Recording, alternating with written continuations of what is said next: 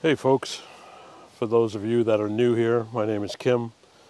I'm the guy, the woodturner, who creates all of the products that we make.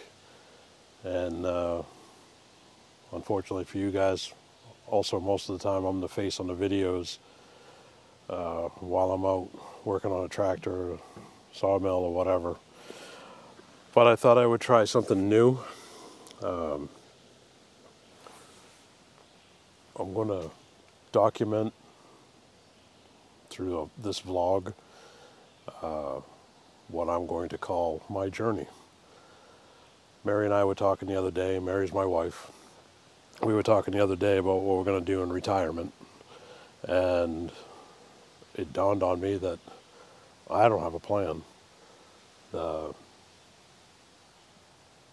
I'm going to be 60 years old this year, and a lot of our friends, people that we went to school with, seem to be retiring, and I think that's probably what started the conversation.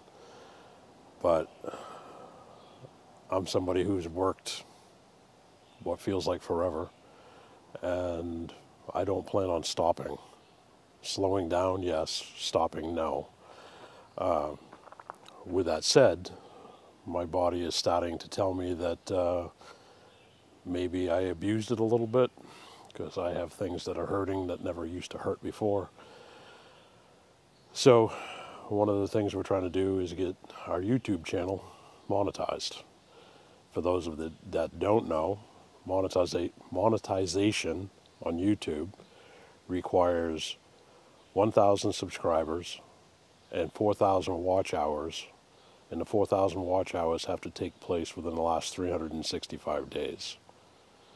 So the last time I looked at the analytics, we were a little over, or right around 400 subscribers, I think, and closing in on 3,000 watch hours. There's a second smaller step that's 500 subscribers and 3,000 watch hours, which we'll hit depending on how everybody likes what we're doing. So, you know, everybody talks about the algorithm. Well, in all honesty, the algorithm is nothing. It's the audience. So if we're not doing something to make you happy and make you watch, then the audience moves away, and everybody blames on the algorithm. But, you know, in all honesty, it's us, not an algorithm. If we're not putting something forth that you guys don't like, or that you guys like, then naturally you're going to click away. So with that being said, I realize that there's a lot of people, men and women, mostly men, not being sexist in that, just being honest, that are retiring who want to do what I do every day. They're looking forward to it, but they have no idea how to start. They don't know what the actual journey takes to get somewhere or get to a certain level. So I thought, why not help? I've been there. I've done that. Got the t-shirt. Well, a few of them. Made a ton of stupid mistakes along the way. You know, and maybe I can help you shorten up that learning curve, both in business and in wood turning. Most of what I've been doing has been doing outside work, because that's where I love to be. Not that I don't like my shop. Trust me. I have a hard time working for other individuals or other companies because I'm spoiled. I'll be honest. I like working for myself. I work when the ambition is there, and I don't when it's not. My paycheck is completely dependent upon me, the fat guy in the video. If I don't work, I don't get paid. If I go on vacation, I don't get paid. There are no sick days because I don't have them. So it's completely earned. I like that. When I was a salesman, On the road, we would get paid a weekly stipend or a weekly thing, enough so that you wanted to get out of bed and you wanted to go sell because you get paid off on commission. I love that, and I wish more people worked that way. But it doesn't work for everybody. Not everybody wants to do that. I do.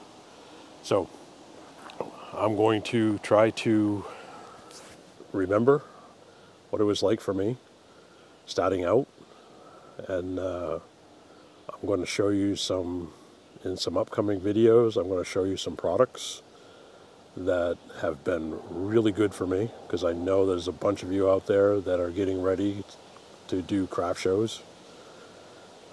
Maybe it's your first one, maybe it's not. Maybe you have no idea what a booth should actually look like. You don't know how to act in a booth. You don't know how to sell. All of those things affect that paycheck that I was talking about. Your websites, all of that. So hopefully I can help. And hopefully you stick around long enough to let me help. So a little bit of background about me. Like I said, I'm turning 60 years old. I feel it every morning. I tell my daughter, my youngest daughter, that I'm like the Rice Krispies. Every morning when I get up, I snap, crackle, and pop. Unfortunately, it's true. You know, it takes a little while to get going. Like I said earlier, or at least I think I said earlier, I haven't been kind to my body. So, you know, it is what it is, and we deal with it. So in 1990, Mary and I moved back here. I was a mechanic, learning to be a mechanic, had never done that before. And in 91 or 92, somewhere in there, I broke this finger. And I'll actually hold up all my fingers so it doesn't look like I'm giving you the finger. But I broke this finger. I broke it across here, and I broke it across the joint. So what does that have to do with woodworking? That's just a broken finger. Well, I'm somebody who's always had to have something to do. And so during my recovery, I wasn't allowed to go to work and do paperwork, light duty, or anything like that. So Mary and I bought a scroll saw for me. And I started doing scroll saw work. Now picture somebody that has a cast down to here, can't do anything with this hand. So this hand is over here as I'm doing scroll saw work, trying to move it in and out, trying to, at the time, you had to unpin the thing, put it up through. The lasers, by the way, are a lot easier than scroll saws. But that wasn't, I don't even know that had been thought of back then. But anyways, trying to do this. So that's 1990, 1991. Mary and I and our nephew Josh built an old shop. Had no idea how I was building it. In one of those summers. I don't remember if that was before the finger was broke or after. Probably after. And bought a table saw, that kind of stuff, and just started making things because I wanted to make furniture. So somewhere in there, 1995, 94, 96, somewhere in there, I became an on-the-road salesman. So one night a week I was spending in Vermont or New Hampshire.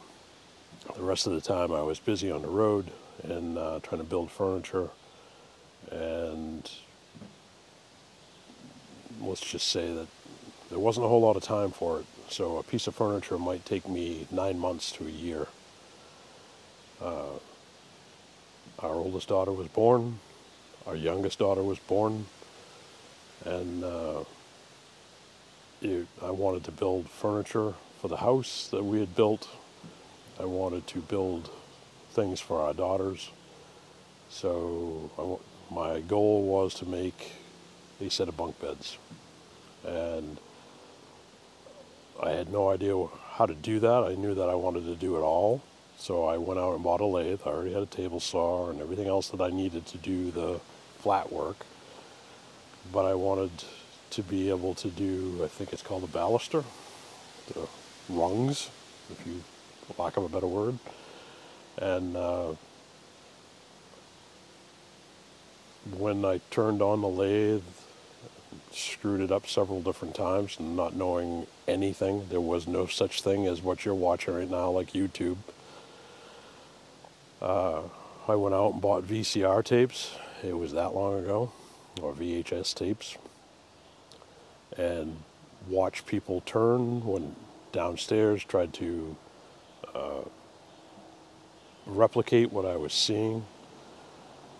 At the same time, I was trying to teach myself how to turn. I was also making things for other people, like they had a broken drawer, I would make a replacement for it, or whatever.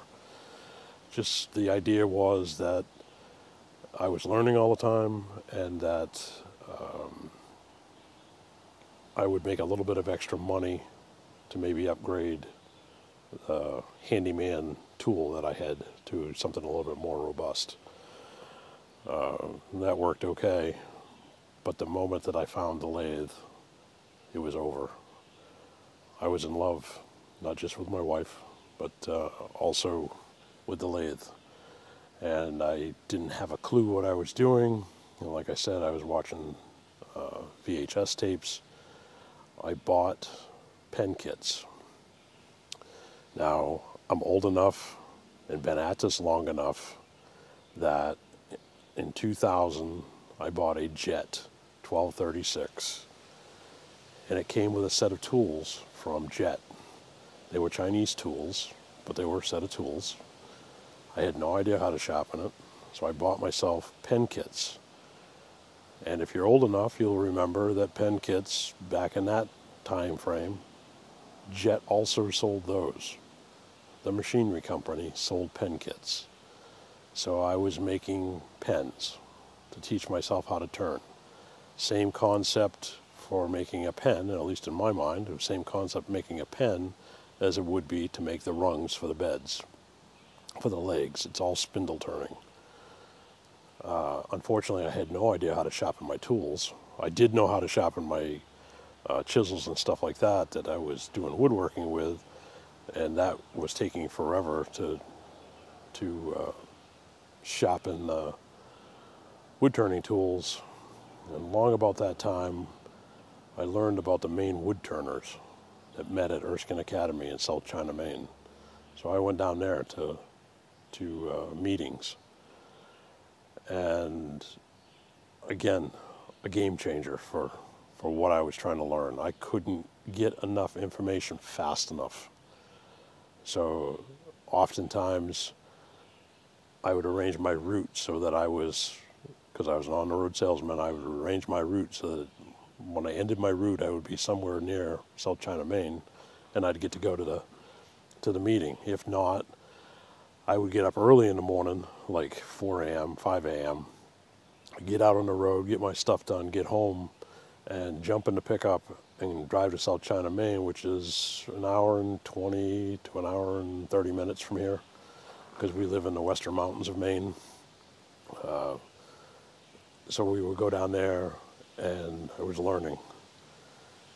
And, I mean, it was all fun. I love to learn. I can't get enough of it. I still love to learn. And the machinery that we buy, in most cases, I want to put it together, because I want to learn how it's done, so I know how to fix it. You know, up here in the western mountains, there's nobody coming by to help you out. You got to learn how to do it.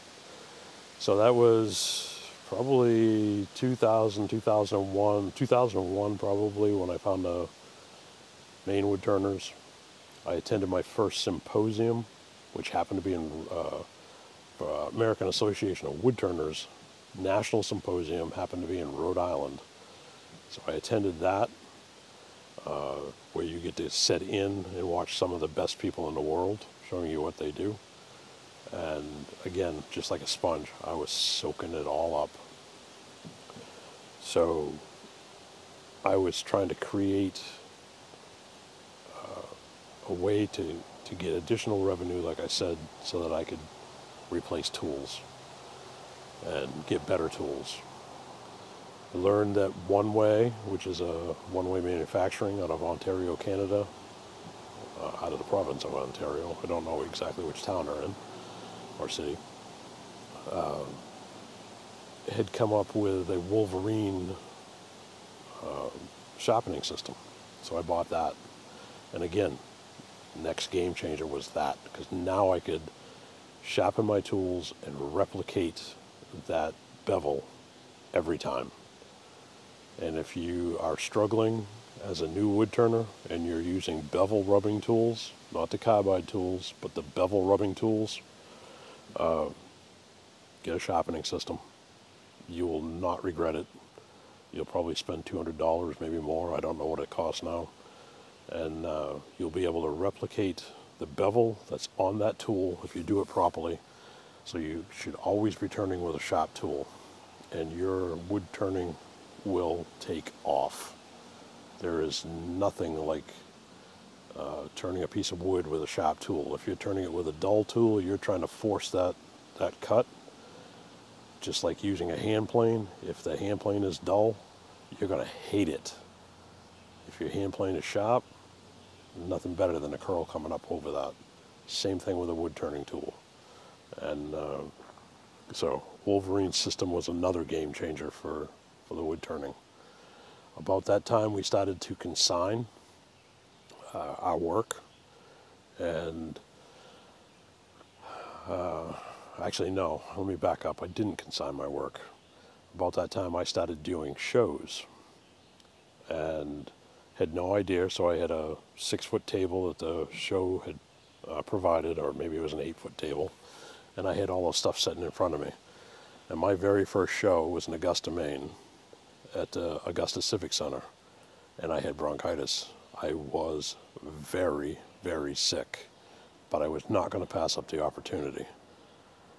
And I remember the lessons coming from that show have stuck with me, and I'm 23 years into this now as a somebody who's selling as a professional wood turner, a woodworker. And the very first person who walked up to my booth, and all I had on my booth was, on my table, was some pens, maybe a letter opener or two, things like that. And the very first person walked up to my booth, looked at my pens, saw that they were $20, and exploded. He yelled right there. I'm, again, very sick, standing behind the thing, and the very first person goes, "You want $20 for an effing pen? Are you out of your mind?" Wherever this came from, I have no idea, but I just looked at him and said, "Sir, my things are not for everybody. Learn that line, because you'll use it a lot." He stomped off, and I could hear him grumbling as he walked down the aisle. And the guy that was next to me was a potter and went, "Wow, that was brutal." Yeah, it was. So the second guy that comes to the booth, or to the table, I guess it wasn't really a booth then, comes to the table, tells me that my work is beautiful. I remember that I had, like, I don't know, 20 something pens that were there, and I had 3 that were made, that I had turned from acrylic. And back then there wasn't a lot of people turning acrylic. And he looked at the stuff, he asked me if I had a fountain pen. I had 1 there. And he goes, "I really love your work. I really do." He goes, "But I don't spend less than $100 for a fountain pen. That's where the quality starts." I'm like, "Really?" Because these are all handmade. Mechanisms are good. I could describe everything about the pen, about the acrylic. Nope, not interested in it. I'm like, wow. First customer blasts me because they're too expensive. Second customer tells me it's good quality, but not to his standard because he has a price level. So I asked him where he was from. He told me, and I said, "Well, my next show is next weekend, and I'll be in Brewer, Maine, And if you want to come up there, I'll make a couple fountain pens that will fall within that price range for you. Because it's like, if I'm not charging enough, I can always go up. And so I made a few sales that weekend. I didn't make a lot. Again, sick as a dog. I was hurting. Continued to go to work, and at night I made, I think, 2 or 3 fountain pens that were all in about I decided $125 to $150 would be a good price for these pens. They were not like a straight grain cherry or anything like that. I believe one of them was maple burl, one was acrylic. I think the other one might have been a dyed box elder burl. So I priced those out. Sure enough, the guy shows up at the very beginning of the show the next weekend and bought 2 of them because they fell within the price range. I could have been a jerk, and I could have just taken that first pen that I had, that first fountain pen that I had, and just upped the price. But he was looking for something special for that price, so that's what I did. But it amazed me that the very first 2 people that I come across in my show life, it was all based off on price. That first person that came to the table and told me that my stuff was too expensive apparently thought about it, because he came back later that day and bought a pen for $20. And I think it has to do with the line that I told him, that my product is not for everyone. And if you use that line, it makes the person who's questioning your pricing wonder if they're of the level of what you're selling. And I think that's why he came back to get it. I could be wrong. I didn't ask, I just took his money. And the second show was a little bit more successful than the first show, and that was it for me for that year. You know, I wasn't, because of the full-time job, 2 young children, there wasn't a lot of time for doing the other stuff. So I'm going to knock it off here, leave this here. If you like what we're doing, please help me out, subscribe. If you give me a thumbs up, that's great. Comments are even better. And please comment, let me know if this is something you're interested in. And I will put one of these up every Sunday. And as soon as I can figure out how to do it, because, you know, it's, I'm a woodturner, not a tech guy anymore. And I will share my screen so you can see the subscribers. But like I said, I think it's around 400 right now. And I will do this every Sunday. I'll give you a little bit more, and maybe some of the sales techniques will help you. Some of them won't. I'll even show pictures of my booth. One of the things that I'm going to do is a video of one of the pens were the first items that I was making, the letter openers. That all falls to me. It falls underneath pens. Pens, pencils, letter openers, that kind of stuff. I have another product that I have sold thousands of, and I mean thousands. We used to wholesale them to galleries. When at one point I had more than 100 galleries carrying my work around the country. I don't do that anymore because I don't want to work at that level.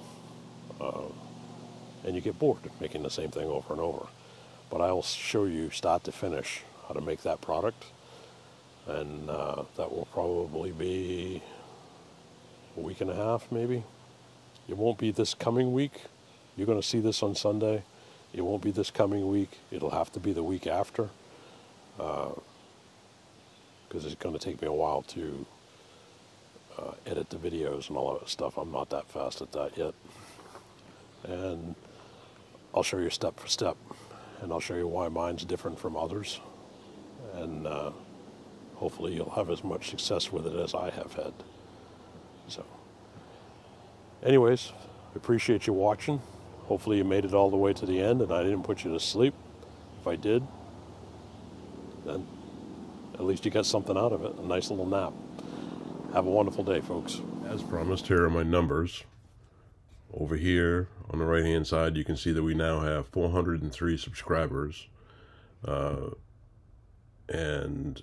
it's always a day behind, at least a day behind. Your full-time analytics, or I'm not really sure what to call it,